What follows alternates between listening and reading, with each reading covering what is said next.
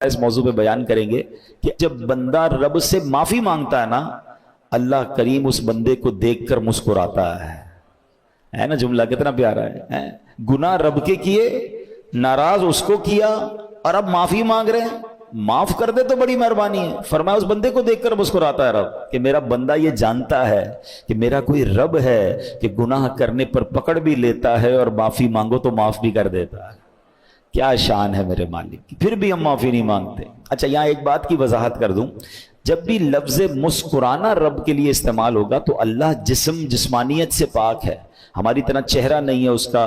تو یہ جو مسکرانا ہے یہ ایک طرح سے یوں سمجھیے کہ یہ یوں بتایا جا رہا ہے کہ اللہ اپنی شان کے مطابق مسکراتا ہے، گویا وہ اس سے راضی ہو جاتا ہے، اپنے بندوں سے راضی ہو جاتا ہے، اس کی رحمت اس پر برستی ہے. تو ہمیں استغفار جو ہے، توبہ جو ہے، وہ اپنی زندگی کا دستور بنانا چاہیے. کوشش کریں کہ روزانہ ایک پرٹیکولر تعداد میں استغفار کرتے رہا کریں. ایک بار محبت کے ساتھ بآواز بلند درود پاک پڑھ لیں. صلو علی الحبیب صلی اللہ تعالی علی محمد صلی اللہ علیہ وسلم. ہم نے ایک ٹاپک کنٹینیو کیا ہے کہ ہم قرآن پاک کی باتیں کریں گے، قرآن پاک میں آنے والی آیتوں کو سمجھیں گے. اور ہم نے اس کے لیے کوشش کی کہ ہم پچھلے 2-3 بیانات میں ہم نے قرآن پاک کی ان آیتوں کو ڈسکس کیا ہے کہ جس میں رب کریم نے براہ راست ایمان والوں سے بات کی ہے. ارشاد فرمایا یا ایھا الذین آمنو، اے ایمان والو، او یو بلیورز. اچھا، یہ بات کس سے ہو رہی ہے؟ مجھ سے اور آپ سے ہو رہی ہے. اور کون فرما رہا ہے؟ رب فرما رہا ہے. اللہ ہم سے بات کرے تو ہمیں پتہ تو ہونا چاہیے ہم سے کیا بات کی ہے. دنیا کا میسج مس نہ ہو جائے اس کی پرواہ. اللہ کا پیغام میرے لیے کیا ہے اس کی کوئی پرواہ نہیں ہوگی. تو ویسے تو ہمیں الگ سے ٹائم نکال کر یہ ساری آیتیں پڑھ لینی چاہیے. یہ 89 کے قریب آیتیں ہیں پورے قرآن میں جہاں اللہ نے مومنوں سے ڈائریکٹ بات کی ہے، یا ایھا الذین آمنو کہہ کر، اے ایمان والو کہہ کر. ٹھیک ہے، تو آج اسی میں سے ایک آیت انشاءاللہ ہم سمجھتے ہیں. اللہ کریم نے ارشاد فرمایا، یہ ہے پارہ نمبر 2 سورہ بقرہ آیت نمبر 172. ہم ایک سیکوینس کے ساتھ سیکھنے کی کوشش کر رہے ہیں. پہلی 2 آیتیں ہم نے کور کر لی تھی، آج تیسری آیت ہے، اور اسی ترتیب سے ہے کہ جس طرح قرآن میں پہلے پارے دوسرے پارے اس طرح ہم اس کو لے کر چل رہے ہیں. تو آج جو آیت ہے اس میں رب فرماتا ہے، یا ایھا الذین آمنوا کلوا من طیبات ما رزقناکم واشکروا للہ ان کنتم ایاہ تعبدون. ترجمہ، آسان ترجمہ قرآن کنز العرفان. اے ایمان والو، ہماری دی ہوئی ستھری چیزیں کھاؤ اور اللہ کا شکر ادا کرو اگر تم اسی کی عبادت کرتے ہو. کیا خوبصورت آیت ہے. یعنی اس آیت میں ہمیں 2 چیزوں کی گائیڈ لائن دی گئی ہے. کھانا کیا ہے؟ صاف ستھری حلال طیب چیزیں، اور پھر فرمایا اور اللہ کا شکر بھی ادا کرو. تو کچھ اس بارے میں سمجھتے ہیں کہ اس میں رب نے کیا فرمایا ہے. اب یہاں پر ارشاد ہوتا ہے، اس آیت مبارکہ میں اللہ تعالیٰ نے اہل ایمان کو رزق حلال اور شکر الہی ادا کرنے کا حکم دیا ہے. حلال و طیب کیا چیز ہے؟ اس سے مراد وہ چیز ہے جو خود بھی حلال ہے، جیسے بکرے کا گوشت ہے، سبزی دال جو ہم چیزیں کھاتے ہیں، اور حاصل بھی حلال ذریعے سے کی گئی ہو، جیسے تجارت کے ذریعے ہو، وراثت کے ذریعے ہو، کوئی تحفہ دے، چوری رشوت ڈکیتی وغیرہ نہ ہو. اب یہاں ایک بات یاد آ گئی، سوشل میڈیا پہ ایک پوسٹ کچھ عرصہ پہلے دیکھی کہ ایک بندہ کہتا ہے بیرون ملک میں وہ کوئی گوشت بیچنے والا تھا یا کوئی کھانے کے سامان بیچنے والا تھا. تو وہ کہتا ہے مسلمان جب بھی میرے پاس آتے ہیں وہ یہ ضرور پوچھتے ہیں کہ یہ حلال ہے کہ نہیں. ٹھیک ہے، تو میرا سوال یہ ہے کہ کیا صرف حلال ذبیحہ گوشت کھانا ہی ضروری ہے، یا جس پیسے سے حلال گوشت خرید رہے ہیں وہ پیسہ بھی حلال ہونا چاہیے؟ رشوت سے کما کر، جھوٹ سے کما کر، دھوکے سے کما کر، ڈکیتی اور چوری سے کما کر، اغوا برائے تاوان کر کے اس کا رینسم، اس کا کڈنیپ کے پیسے لے کر اب میں ڈھونڈنے نکلا ہوں کہ مجھے ان پیسوں سے حلال گوشت چاہیے. تو یقیناً گوشت بھی حلال ڈھونڈنا ہے، کھانا بھی حلال ڈھونڈنا ہے، مگر وہ کھانا بھی حلال پیسوں سے ہے. ہم ایک سائیڈ پر تو بڑے مضبوط ہوتے ہیں، معاذ اللہ کسی بھی مسلمان کو کہہ دیں، اب پتہ نہیں کوئی بالکل ہی ایمان سے خالی ہو جائے تو الگ بات ہے، ورنہ کتنا ہی بڑا گناہ گار ہو اس کو کہیں بھائی سور کا گوشت کھلاؤں گا آپ کو، وہ کیا کہے گا؟ نہیں بھائی ہم مسلمان نہیں کھاتے. بہت اچھی بات ہے، ہمارا ایمان اسٹرانگ ہونا چاہیے. کسی بھی ناجائز اور حرام گوشت کو نارملی مسلمان پتہ چل جائے پھر نہیں کھاتے. بہرحال آج کل تو یہ بھی بڑا معاملہ ہے, بولنے کو جی بھی نہیں چاہ رہا کہ یہ بھی احتیاط اب ختم ہوتی جا رہی ہے, خاص طور پہ جو انٹرنیشنل ٹریولرز ہیں. پہلے تو احتیاط کرتے تھے, اب آہستہ آہستہ دیکھ رہے ہیں بس ٹھیک ہے یار چلتا ہے, تھوڑا سا پوچھ لیا, حلال لکھا ہوا ہے نا. اب آپ کو کیا بتائیں کہ حلال تو تھیلیوں پہ چھپا ہوا ہوتا ہے, اس کو کچھ بھی بھر دیں آپ. کئی چیزیں ایسی ہیں جس میں حلال لکھا ہوا ہوتا ہے, جس میں حلال لکھنے کی ضرورت ہی نہیں ہے. اب پانی کی بوتل پر حلال لکھا ہوا ہے, چپس کے پیکٹ پہ حلال لکھا ہوا ہے, بسکٹ کے پیکٹ پہ حلال یعنی آپ ذبیحہ والی چیز پر حلال لکھیں. اب تو کیونکہ کچھ جگہوں پر انٹرنیشنل قانون بن گیا ہے کہ حلال کی اسٹیمپ ہوگی تو ہمارے ملک میں آ سکے گا, تو ہر چیز پر حلال لکھ دیا. لیکن اس حلال کے پیچھے وہ حلال ہے کہ نہیں, تھوڑی بہت معلومات تو ہونی چاہیے, تھوڑی بہت تو فکر ہونی چاہیے. کئی ملکوں میں حلال کہہ کر بھی حرام بیچا جا رہا ہوتا ہے, لیکن لوگوں کو فکر نہیں ہے, بس ٹھیک ہے بھوک لگی کھانا کھا لیا. حالانکہ ان کے لیے مشورہ یہ ہے کہ کسی بھی ملک میں جا کر آپ پر مرغی اور یہ گوشت کھانا واجب نہیں ہے. آپ سبزی کھا سکتے ہیں, اللہ نے ہمارے لیے ایک ایسی خوراک رکھی ہے جس کا حلال حرام کا مسئلہ نہیں ہے, ٹھیک ہے نا. آپ جناب اس میں فش کھا سکتے ہیں, لیکن بس شوق بھی بہت ہے اور فکر بھی نہیں کرنی ہے. لیکن قرآن کیا کہتا ہے, اے ایمان والو رزق حلال کھانا ہے, صاف ستھری چیزیں کھانی ہے, حلال طیب رزق کھانا ہے.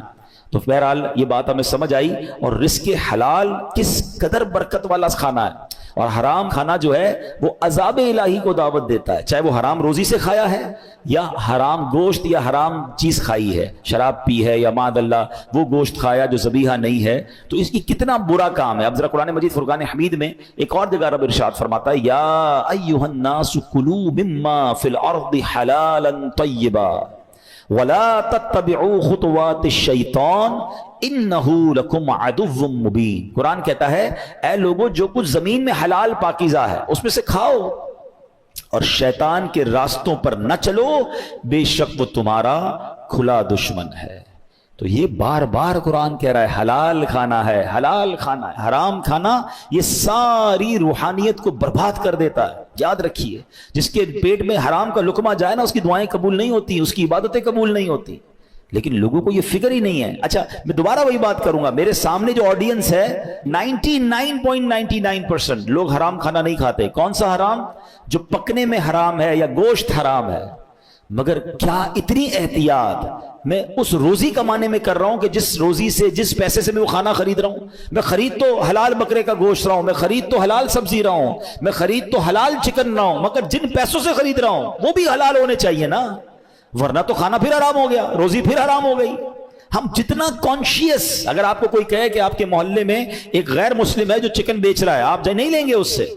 عام مسلمان جو بے نمازی ہے وہ بھی نہیں لے گا, پتہ چل جائے کہ بھائی یہ ماد اللہ حرام گوشت ہم نہیں لیں گے, بھائی یہ فلاں چیز میں شراب ملی بھی ہم نہیں لیں گے جو شرابی نہیں ہے. لیکن جتنا کانشیس خریداری میں حرام کو چیک کرنے میں کچھ لوگ ہوتے ہیں, ہمیں اسی طرح اپنی روزی میں بھی تو احتیاط کرنی ہے نا, کہ میں اپنے بچوں کو کوئی حرام روزی تو نہیں کھلا رہا. میں دو واقعات آپ کو سناتا ہوں, حرام روزی کی تباہ کاری اور حلال روزی کی برکت. پہلے حلال روزی کی برکت سنو. حضرت سعد بن ابی وقاص رضی اللہ تعالیٰ عنہ, یہ کون سے صحابی ہیں؟ یہ عشرہ مبشرہ میں سے ہیں. عشرہ مبشرہ کون ہوتے ہیں؟ یہ وہ 10 صحابہ ہیں جن کو نبی پاک نے ان کی زندگی ہی میں جنت کی بشارت عطا فرما دی. ویسے تو ہر صحابی جنتی ہے, مگر یہ کتنے لکی ہیں کہ زبان مصطفیٰ صلی اللہ تعالی علیہ وسلم سے میرے آقا نے ان کو جنت کی بشارت عطا فرمائی. عشرہ کہتے ہیں 10 کو, مبشرہ کہتے ہیں خوشخبری والے. یہ وہ 10 ہیں کہ جن کو اتنی بڑی گڈ نیوز مل گئی کہ وہ زندگی میں نبی پاک نے فرمایا تم جنتی ہو. حضرت سعد بن ابی وقاص از ون آف دیم. 4 تو خلفائے راشدین ہیں ہمارے, ٹھیک ہے, 5ویں یہ ہو گئے, 5 مزید بھی ہیں. حضرت سعد بن ابی وقاص نے سرکار دو عالم صلی اللہ تعالی علیہ وسلم سے ایک بڑا کمال کا کوسچن کیا. یقین کریں ایسا سوال ہے, میں آپ کو بتاؤں تو آپ بھی کہیں گے یار اس کا جواب فوری بتائیے. سوال کیا تھا؟ وہ کہتے ہیں یا رسول اللہ صلی اللہ تعالی علیہ وسلم آپ دعا فرمائیں اللہ سے, اللہ تعالیٰ مجھے مستجاب الدعوات کر دے. What is the meaning of مستجاب الدعوات؟ یعنی بندہ جو دعا کرے اس کی دعا قبول ہو جائے. اب مجھے بتاؤ یہ کتنا بڑا انعام ہے. اگر یہ ہم میں سے کسی کو مل جائے تو سارے مسئلے حل ہو گئے نا.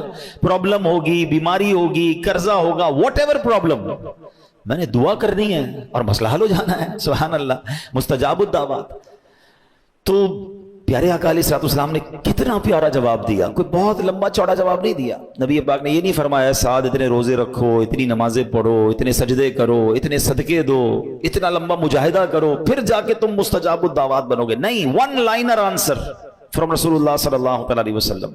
آپ فرماتے ہیں اے سعد اپنی خوراک پاک کر لو، مستجاب الدعوات ہو جاؤ گے۔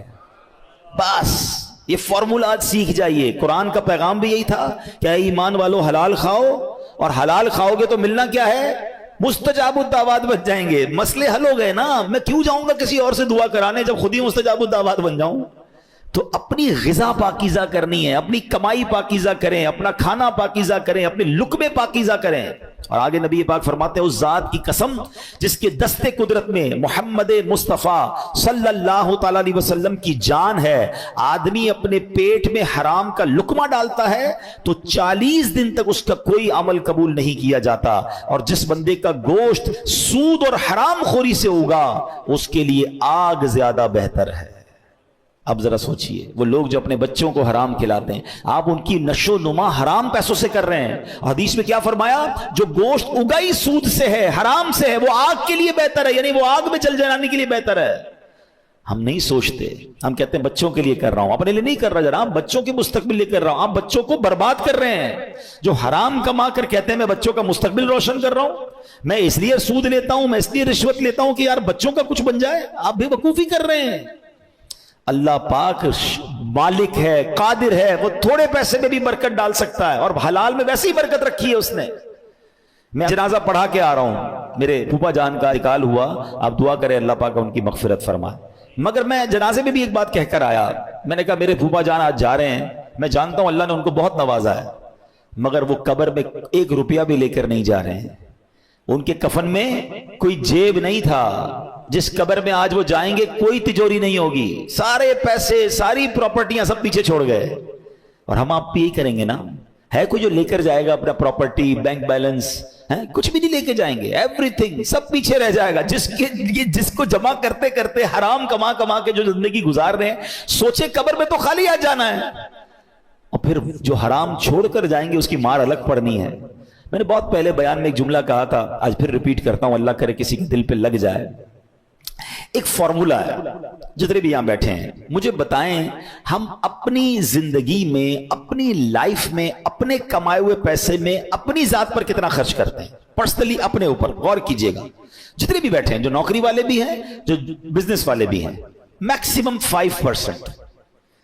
آپ سوچئے، مرد تو ویسے ہی خرچ نہیں کرتا، اپنے بچوں پہ خرچ کر رہا ہوتا ہے، بیوی پہ خرچ کر رہا ہوتا ہے، وہ اتنے کپڑے سلواتے ہیں، ہم تو پھر بھی نہیں سلواتے، ان کو ہر دعوت پہ نئے کپڑے چاہیے، جوتے نئے چاہیے، پتہ نہیں کتنے سامان چاہیے۔ مرد، میں آپ کی میری بات کر رہا ہوں، کماتے ہم ہیں پرسنل اپنی ذات پر۔ آپ نے جتنے زندگی میں کمائے ہیں آج تک، کبھی بیٹھ کے حساب کیجئے گا، 5% یا میکسیمم 10%، اس سے زیادہ آپ اپنی ذات پہ خرچ نہیں کرتے۔ یا تو بچوں پہ خرچ کرتے ہیں، یا بیوی پہ کرتے ہیں، یا ماں باپ پہ کرتے ہیں، یا دوستوں پہ کرتے ہیں، یا پھر چھوڑ کے چلے جاتے ہیں۔ ایسا ہی ہوتا ہے نا؟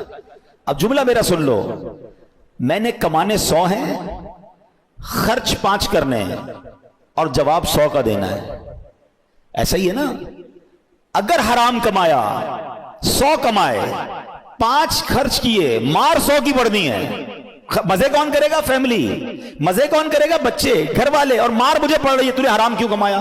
تو اس سے بڑی بے وقوفی کیا ہے یار، کہ میں کیوں 100 حرام کے کماؤں؟ جتنے چاہیے اتنے حلال کماؤں، رب نے حلال دینے، میں کیوں مار کھاؤں کسی اور کے لیے؟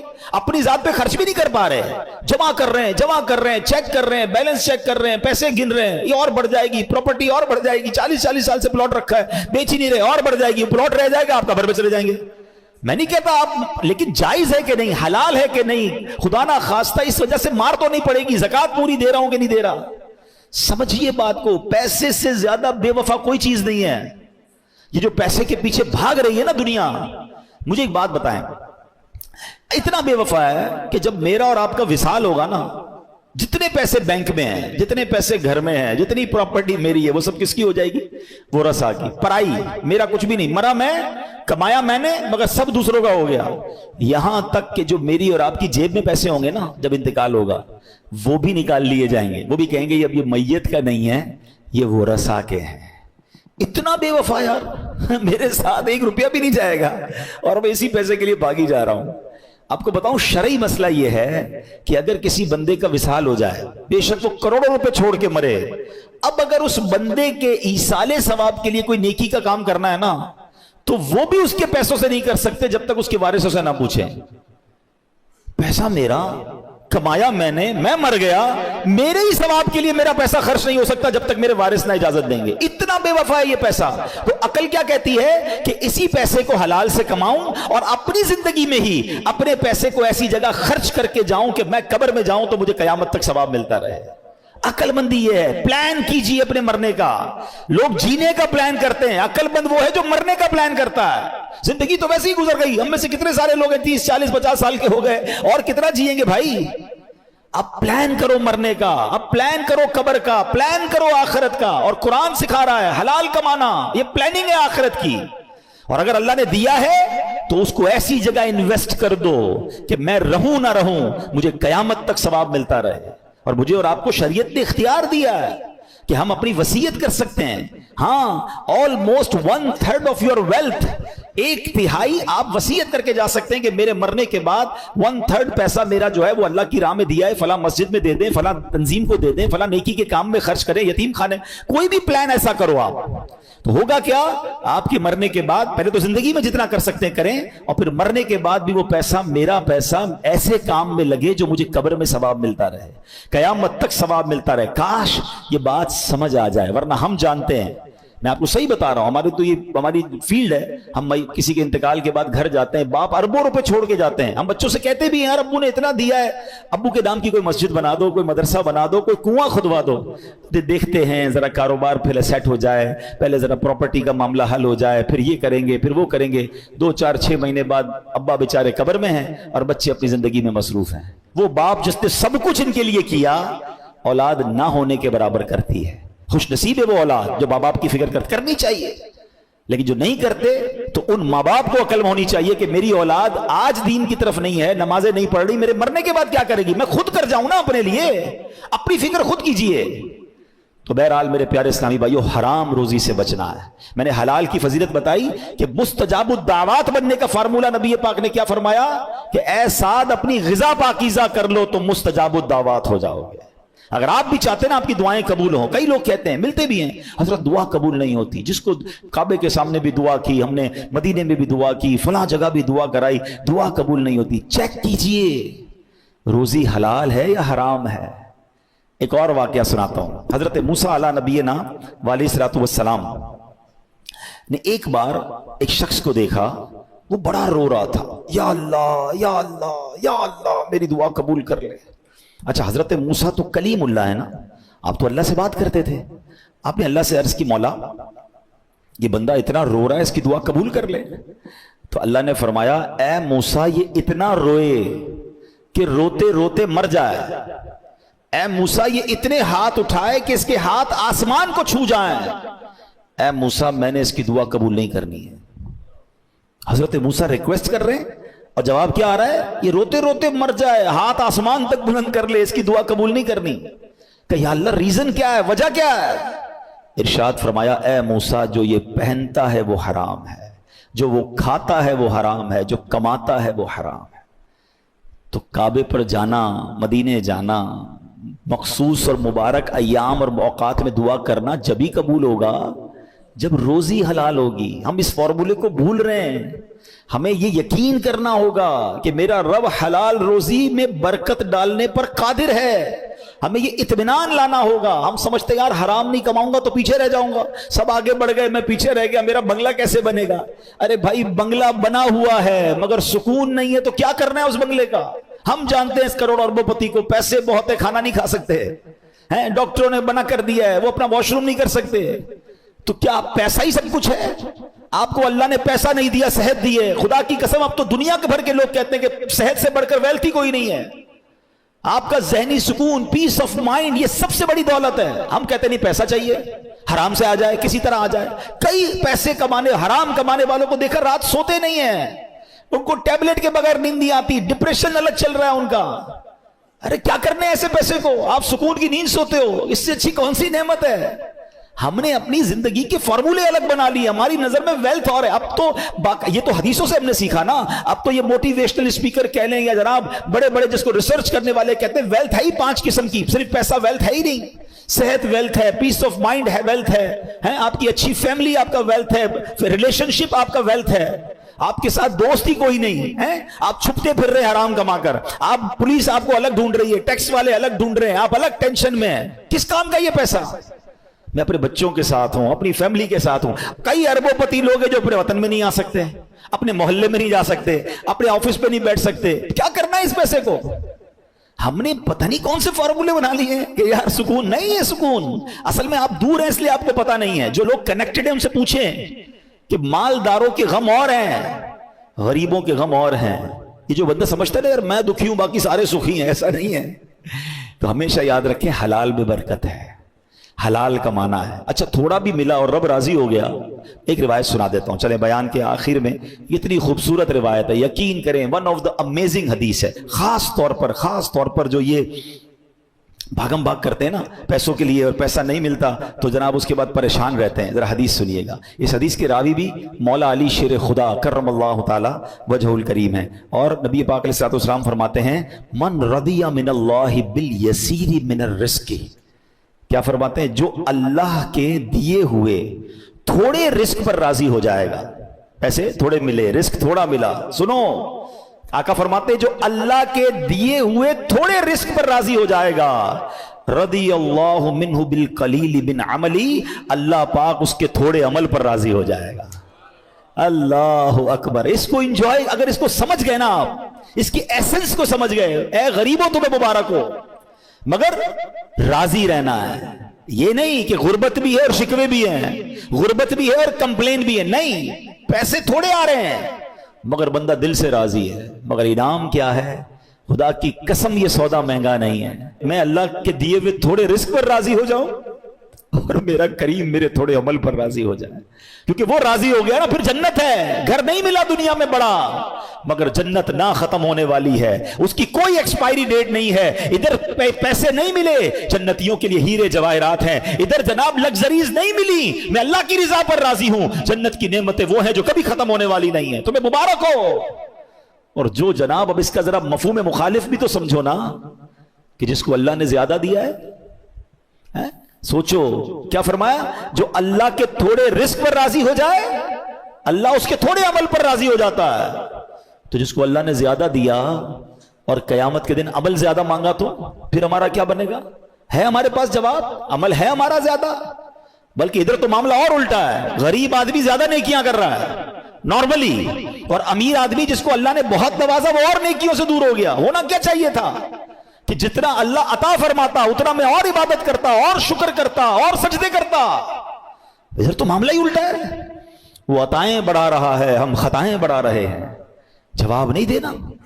کاش یہ بات سمجھ آ جائے. تو آج قرآن پاک کی اس آیت کے تحت ہم نے سمجھنا ہے. تو میں وہ آیت دوبارہ پڑھ دیتا ہوں جو آج ہمارے بیان کا ٹاپک تھی, کہ اللہ کریم نے قرآن میں کیا ارشاد فرمایا, یہ ہمیں سمجھنا ہے اور اس پر عمل کرنا ہے. رب کریم فرماتا ہے یا ایھا الذین آمنوا کلوا من طیبات ما رزقناکم واشکروا للہ ان کنتم ایاہ تعبدون. اے ایمان والو, ہماری دی ہوئی ستھری چیزیں کھاؤ اور اللہ کا شکر ادا کرو اگر تم اسی کی عبادت کرتے ہو. تو حلال روزی پر بات ہوئی, اور پھر قرآن کہتا ہے شکر بھی ادا کرنا ہے, ناشکری نہیں کرنی ہے. اللہ کو ناشکری بہت ناپسند ہے. خود قرآن میں رب فرماتا ہے لئن شکرتم لازیدنکم, تم میرا شکر ادا کرو میں تمہیں اور عطا کروں گا. تو اگر آپ چاہتے ہیں کہ اور مل جائے تو شکر ادا کریں. ایک بار نبی پاک علیہ الصلوۃ والسلام نے ارشاد فرمایا قیامت کے دن کہا جائے گا حمد کرنے والے کھڑے ہو جائیں, لوگوں کا ایک گروہ کھڑا ہو جائے گا, ان کے لیے جھنڈا لگایا جائے گا, وہ تمام جنت میں جائیں گے. پوچھا گیا یا رسول اللہ حمد کرنے والے کون ہیں؟ آپ نے فرمایا جو لوگ ہر حال میں اللہ کا شکر ادا کرتے ہیں. ایسے آسانی سے وہ جنت میں جائیں گے. تو شکر ادا کریں, ناشکری نہ کریں. زبان سے شکر بھی ادا کریں, اپنے اعضاء سے بھی شکر ادا کریں. آخری بات کہہ دیتا ہوں, کچھ لوگ یا اللہ تیرا شکر, یا اللہ تیرا شکر, الحمدللہ الحمدللہ کہتے نظر آتے ہیں. بہت اچھی بات ہے, مگر یاد رکھیے صرف زبان کا شکر نہیں ہے. آنکھ کا شکر یہ ہے کہ آنکھ حرام نہ دیکھے, زبان کا شکر یہ ہے کہ زبان حرام نہ بولے. اپنے ہاتھوں کا شکر یہ ہے کہ یہ ہاتھ حرام کاموں کی طرف نہ بڑھے. اللہ نے ہاتھ دیے نا, جس رب نے دیے اسی کی نافرمانی میں ہمارے ہاتھ چلیں گے, زبان چلے گی, آنکھیں چلیں گے, کان چلیں گے؟ نہیں, پوری باڈی کا شکر ادا کریں نا کہ یا اللہ تیری مہربانی, تو نے مجھے نعمتیں دی ہیں, اب ان نعمتوں کو تیری نافرمانی میں خرچ نہیں کروں گا. اللہ پاک آپ کو اور مجھے اپنے شکر گزار بندوں میں بنا دے. ناشکری سے ہم سب کو محفوظ فرمائے. اس ناشکری کو صرف اس طرح سمجھ لیجئے کہ آپ کا کوئی بیٹا ہو, آپ کا کوئی دوست ہو, آپ کا کوئی ملازم ہو, اور وہ آپ کو بار بار کہے کہ صاحب آپ کی بڑی مہربانی, ابو آپ کا بہت شکریہ, آپ بہت اچھے ہیں. یہ تو زبان کا شکر ہو گیا. اور آپ اپنے بیٹے کو کہیں بیٹا ذرا یہ کام کرو, کہ یہ کام میں نہیں کروں گا آپ کا, مگر آپ کا بہت شکریہ. بیٹا ادھر مت جانا, ابو جاؤں گا تو ادھر, مگر آپ کا بہت شکریہ. بیٹا کل یہ آپ نے میرا کام کر کے دینا ہے, ابو کام نہیں کروں گا, آپ کا بہت شکریہ. تو آپ کیا کہیں گے, یہ کیسا شکریہ ہے؟ زبان سے شکریہ کہتا ہے, بات میری کوئی نہیں مانتا. تو ہم اللہ کی بات مان رہے ہیں, شریعت کی بات مان رہے ہیں کہ نہیں مان رہے؟ شکر زبان سے کہہ رہے ہیں. تو مزہ یہ ہے کہ میری زبان بھی شکر کرے, میری باڈی بھی شکر کرے, اللہ کی اطاعت کے ساتھ میں زندگی گزاروں. صلو علی الحبیب.